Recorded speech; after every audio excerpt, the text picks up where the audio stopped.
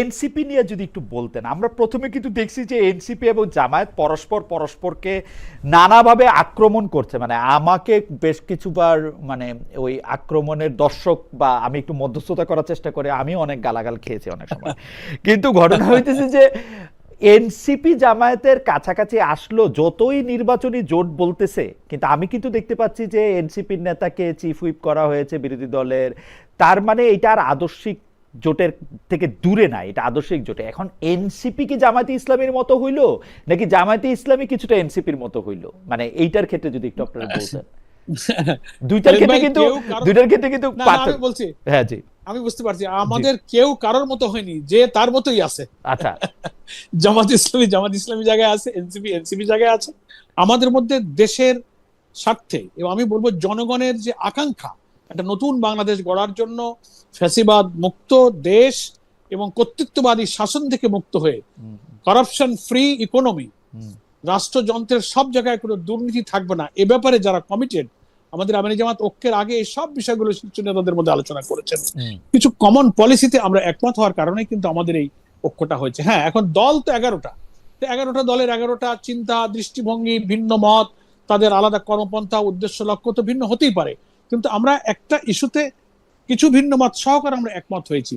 চলার পথে কথা বলতে গিয়ে কেউ কারোর কথা কারো বিপক্ষে চলে যেতে পারে, আবার আলোচনা হলে আমরা সেটা আমরা ঠিকঠাক করে নিতে পারি। সবাই তো আর একই মনের নয়, একই চিন্তার নয়, একই মেধার নয়। প্রত্যেকের পলিটিক্যাল ম্যাচুরিটি, স্যাগাসিটি, ফারসাইটনেস সবকিছুতে একরকম থাকে না খালিদ ভাই, কিছু ডিফারেন্স থাকে। এই জন্য চলার পথে কখনো যদি কারো কথা একটু অসুবিধা হয়, দেন এন্ড দেয়ার আমরা নিজেদের মধ্যে আলোচনা করে নিচ্ছি, ফোনে কথা হচ্ছে। আপনি শিক্ষক মানুষ, আপনি আরো ভালো জানবেন। আমরা জানি যে দুটি মৌলিক পদার্থ যদি পাশাপাশি থাকে, তারা একটা যৌগিক পদার্থের দিকে যেতে চায়, কোনো না কোনো ভাবে তাদের ওই ক্ষেত্রে কোনো পরিবর্তন কিন্তু হইতেছে কিনা। অথবা আমরা যদি একদম বাংলা প্রবাদে আসি, আমরা দেখি কিন্তু যে সঙ্গদোষে লোহা ভাসে, এটা গুণে হোক ক্রিয়াতে হোক, এই জন্য জাহাজ পানিতে ভাসতে পারে আসলে কাঠ আর। তো সেই ক্ষেত্রে আপনাদের কোনো পরিবর্তন না হয়ে এটা হবে, আপনি এটা বলতেছেন? না, আমরা এখনো চেষ্টা করে যাচ্ছি এবং অন্যদের দলের বাকি দলগুলোর মধ্যে আমরা সেই আন্তরিকতা, আগ্রহ দেখতে পাচ্ছি। আমরা চেষ্টা করব আমাদের অ্যাকর্ডিং টু আওয়ার ক্যাপাসিটি, সবার মধ্যে সেই উদারতা এখন আমরা দেখতে পাচ্ছি।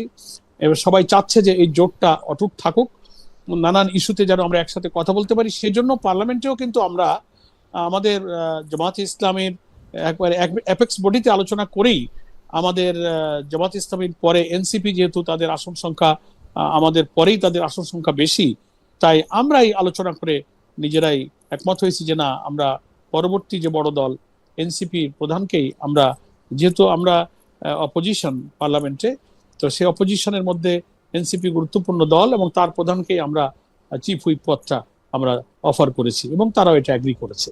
এটা জোটের আভ্যন্তরীণ পরিবেশকে আমি মনে করি আরো সংহত করবে, জোটের সারা দেশের তৃণমূলের নেতা কর্মীদেরকে একই সঙ্গে একটু তাদেরকে উজ্জীবিত করবে, ইউনাইটেড করবে, একটা বার্তা সারা দেশে পৌঁছাবে।